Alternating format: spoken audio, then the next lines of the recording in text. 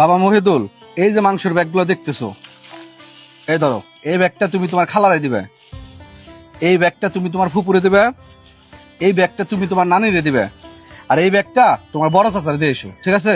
জি আব্বা। আচ্ছা যাও। কে আলিম, কোথা থেকে আসলি? মা ডাল কিনতে বাজারে পাঠাইছিল, তাই ডাল কিনে বাড়ি যাইতেছি। ডাল? তাও আজকে ঈদের দিনে? এই দিনে তো সবাই মাংস খায়। আমরা তো গরিব, আমাদেরকে আর মাংস দিবে? সবাই তো তার আত্মীয় স্বজনকে মাংস দিতে ব্যস্ত থাকে।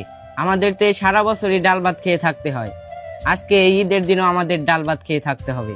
আর হয়তো তুমিও তোমার কোন আত্মীয়র বাড়ি মাংস দিতে যাইতেছো। হ্যাঁ আলিম, তুমি ঠিক বলছো। আমি আমার আত্মীয়দের বাড়ি মাংস দিতে যাইতেছি। ঠিক আছে, তুমি যাও, দেরি করলে তোমার মাংস নষ্ট হয়ে যেতে পারে।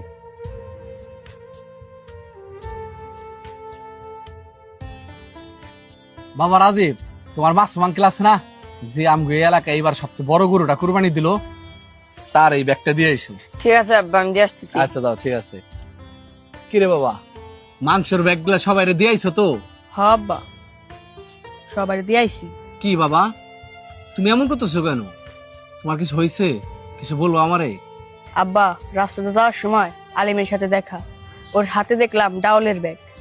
ঈদের একটা দিনেও ওরা সবাই ডাল ভাত খেয়ে থাকবে। আব্বা, আমি শুনেছিলাম কুরবানিতে গরিবদের হক থাকে, কিন্তু আমরা তো প্রতি বছর শুধু আমাদের আত্মীয়দেরই মাংস দিয়ে আসি।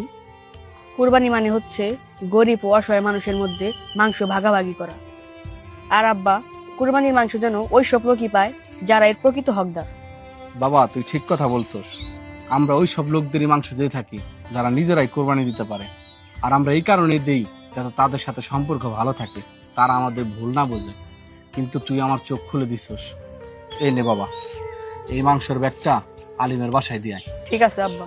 আচ্ছা যা। আলিম, এ আলিম, কি হয়েছে মহিদুল, তুমি ডাকতেছো কেন? এই দেখো আলিম, তোমার জন্য মাংস নিয়ে এসেছি। সত্যি তুমি আমার জন্য মাংস নিয়ে এসেছো? যেহেতু সবাই এই দিনে কুরবানির মাংস খাবে, তোমারও তো কুরবানির মাংস হক আছে, এই নাও।